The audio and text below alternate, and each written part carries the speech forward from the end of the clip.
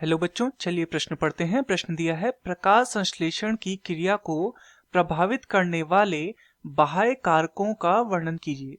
तो यहाँ पर इस प्रश्न में हमसे प्रकाश संश्लेषण की क्रिया को जो बाह्य कारक प्रभावित करते हैं उनके विषय में पूछा गया है। अर्थात इस प्रश्न की जो मुख्य अवधारणा है वह प्रकाश संश्लेषण के बाह्य कारकों के विषय में है। प्रकाश संश्लेषण के बाह्य कारक अर्थात ये बाह्य कारक प्रकाश संश्लेषण को किस तरह से प्रभावित करते हैं वो हमें यहाँ पे समझना है। तो चलिए एक एक करके हम सभी बाह्य कारकों को देखेंगे। तो पहला ही ऐसा जो कारक है जो प्रकाश संश्लेषण का बाह्य कारक है जो बाह्य रूप से उसे प्रभावित करता है वह है प्रकाश की उपस्थिति। प्रकाश तो प्रकाश की उपस्थिति पर किस प्रकार से निर्भर है?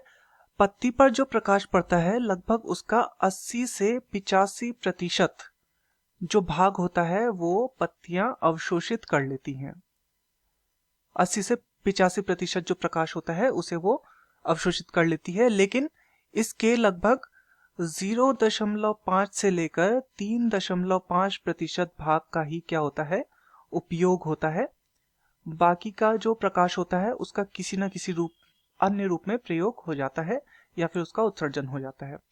तो इसका उपयोग जो होता है 0.5 से 3.5% भाग ही प्रकाश संश्लेषण में उपयोग होता है, परंतु प्रकाश की अनुपस्थिति में प्रकाश संश्लेषण की क्रिया नहीं हो सकती, क्योंकि जो प्रकाश अभिक्रिया है प्रकाश संश्लेषण के भीतर उसके लिए प्रकाश की आवश्यकता होती ही होती है। दूसरा जो ऐसी बाह्य कारक है वो है ऑक्सीजन। तो ऑक्सीजन की यदि दर अधिक हो जाती है, यदि ऑक्सीजन की मात्रा बाहर अधिक हो जाती है तो जो दर है, जो प्रकाश संश्लेषण की जो दर है वो कम हो जाएगी। यानी कि अगर ऑक्सीजन अधिक है तो प्रकाश संश्लेषण की दर कम हो जाएगी। तीसरा ऐसे ही जो कारक है वह है कार्बन डाइऑक्साइड CO2। तो कार्बन डाइऑक्साइड किस प्रकार से प्रभावित करता है?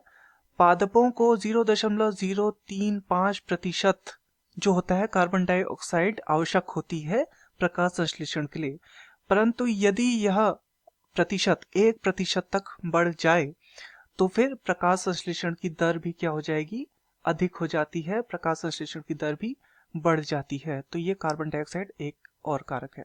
ऐसे ही अगला कारक देखते हैं। अगला कारक जो प्रकाश संश्लेषण को प्रभावित करता है वो है तापमान। तो तापमान देखते हैं किस प्रकार से प्रभावित करता है। जो प्रकाश संश्लेषण के भीतर जो अंधकार अभिक्रिया होती है, अंधकार अभिक्रिया जो प्रकाश संश्लेषण के भीतर होती है वो पूर्णतः तापमान पर निर्भर है। तो क्या होता है कि जब तापमान में वृद्धि होती है, यदि तापमान में वृद्धि हुई तो दर भी क्या होगी, बढ़ेगी, प्रकाश संश्लेषण की दर भी बढ़ेगी। तो यदि तापमान में वृद्धि होती है तो प्रकाश संश्लेषण की दर में भी वृद्धि होगी। अगला ऐसा ही एक और जो कारक है वह है जल। तो जल जो है वो एक महत्वपूर्ण कारकों में से एक है।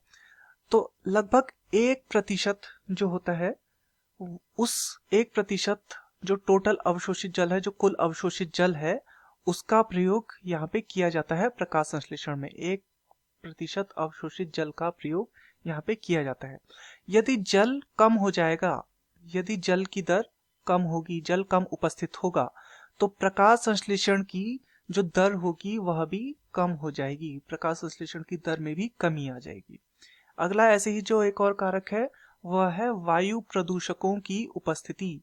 वायु प्रदूषक, तो वायु प्रदूषक क्या क्या हो सकते हैं, जैसे कि है सल्फर डाइऑक्साइड या फिर नाइट्रोजन के ऑक्साइड कोई भी हो सकते हैं, नाइट्रस ऑक्साइड, नाइट्रिक ऑक्साइड कोई भी हो सकते हैं। अगर ये उपस्थित हैं तो प्रकाश संश्लेषण की जो दर है वो क्या हो जाएगी, तब भी दर कम हो जाएगी। अर्थात ये अगर अधिक है तो प्रकाश संश्लेषण की दर कम हो जाएगी।